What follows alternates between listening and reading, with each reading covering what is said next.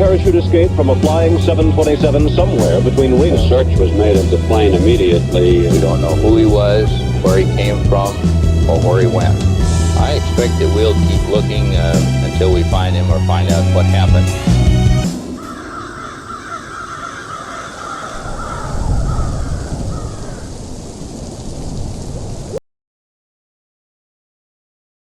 Imagine hijacking a passenger plane, collecting $200,000 in cash, and then jumping out of the aircraft in the middle of the night. No one sees you land. No one finds your body. And more than 50 years later, nobody can prove what happened to you. That is the mystery of D.B. Cooper. On November 24, 1971, a middle-aged man walked into Portland International Airport carrying a briefcase. He purchased a one-way ticket to Seattle and gave the name Dan Cooper.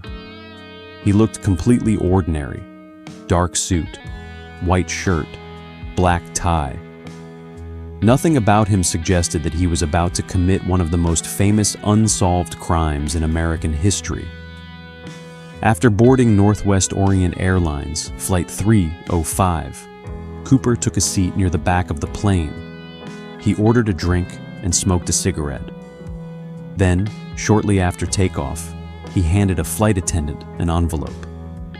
Inside was a handwritten message. Cooper told her he had a bomb.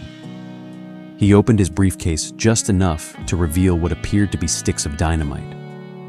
Then he gave her his demands: $200,000 in cash, 4 parachutes, and a fuel truck waiting in Seattle.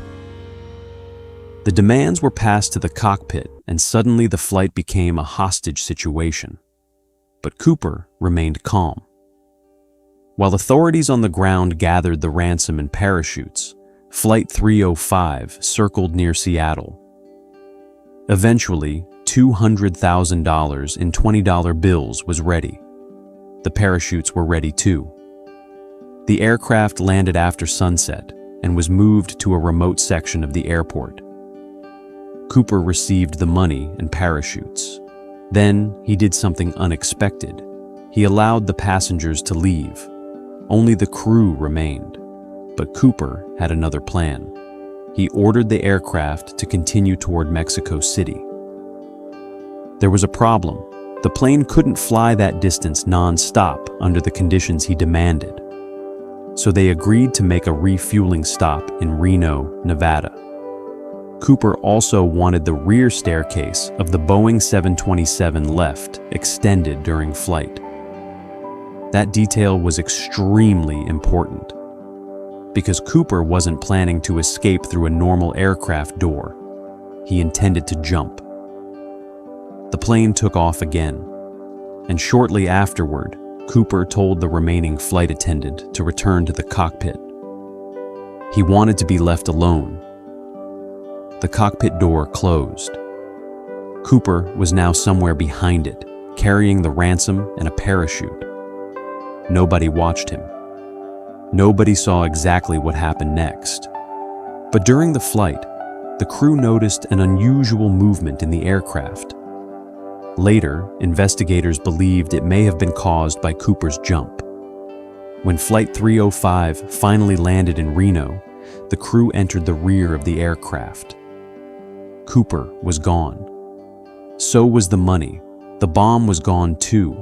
Only the parachute equipment and a small amount of evidence remained. The rear staircase had been lowered during the flight. The conclusion was almost unavoidable. Somewhere between Seattle and Reno, D.B. Cooper had put on a parachute, walked down the rear stairs, and jumped into the darkness. And then he disappeared. The FBI immediately began searching, but there was one enormous problem. Nobody knew exactly where Cooper had landed. The flight crew hadn't seen him jump. The pilots hadn't seen him. Even the fighter jets following the aircraft couldn't spot him in the darkness. Investigators estimated the likely jump area somewhere north of Portland. At dawn, search teams moved into the wilderness. Helicopters searched from above. Aircraft covered the area. Ground teams searched through forests and difficult terrain, but they found nothing. No Cooper, no parachute, no briefcase, no money. It seemed possible that the wilderness had swallowed him completely. Then, almost 9 years later, something incredible happened. In 1980, a young boy named Brian Ingram was digging in the sand near a beach in Washington. He uncovered 3 bundles of $20 bills. The money was badly damaged, but investigators checked the serial numbers. They matched Cooper's ransom. The amount was only $5,880. But this discovery created a new mystery. How did Cooper's money end up there? The location didn't fit perfectly with the original jump theory. Some investigators suggested that the money could have traveled through the river system. But there was a problem. The 3 bundles had ended up together. And evidence concerning the condition of the rubber bands suggested the money couldn't simply have been exposed to water and open air for many years. That raised another possibility. Someone may have deliberately buried the money. But who? Could Cooper have survived the jump and buried it himself? Could someone have found Cooper's remains and taken the money? Or was there another explanation nobody had considered? No one knows. And the missing money isn't the only reason some people believe Cooper may have survived. The FBI's original assumption was that the jump was probably fatal. The conditions were terrible. It was nighttime. The aircraft was flying around 10,000 feet. The weather was cold and rainy. Strong winds were present. Clouds obscured the ground.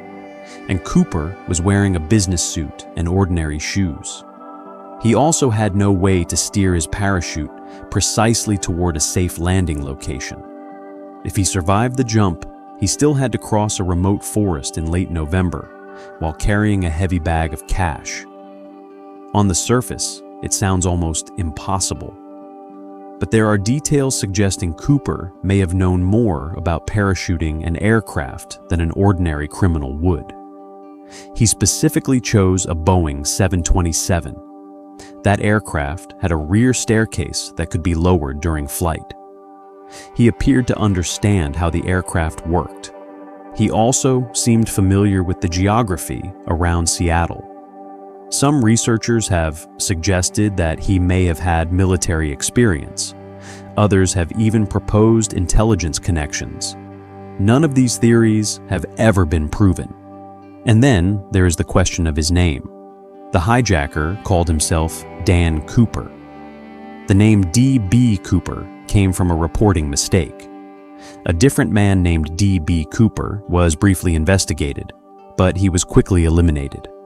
The press confused the names, and the wrong name became famous.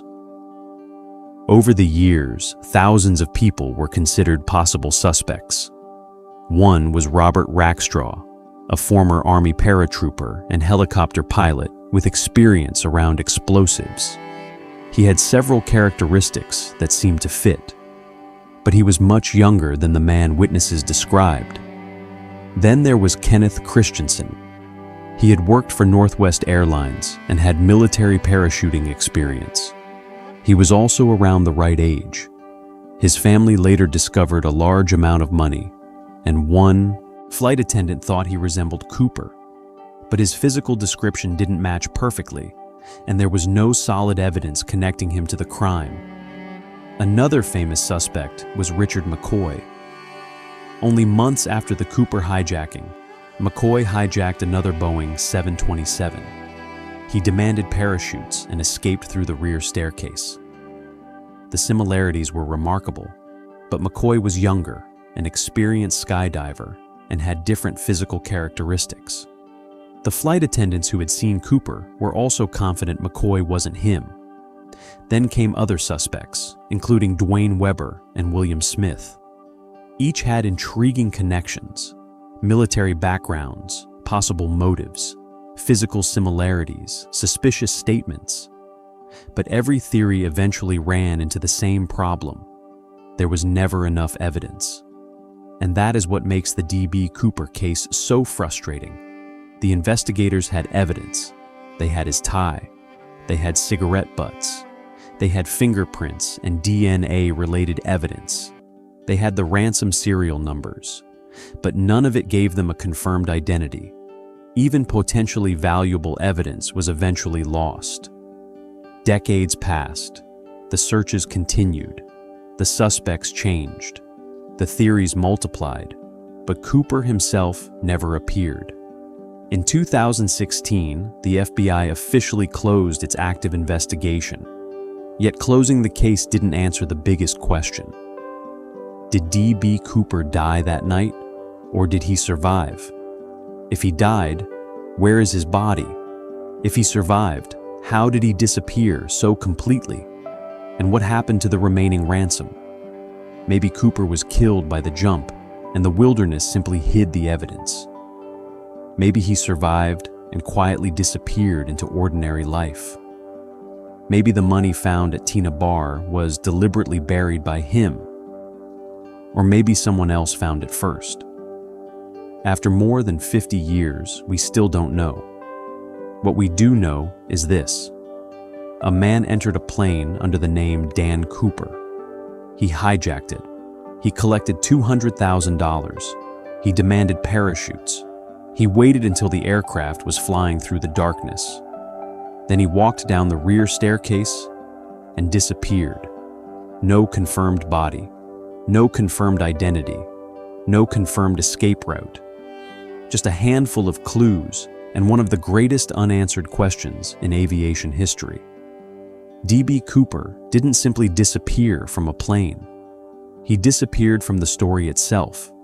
And until someone finds the missing evidence, we may never know whether he died in that forest or walked away from it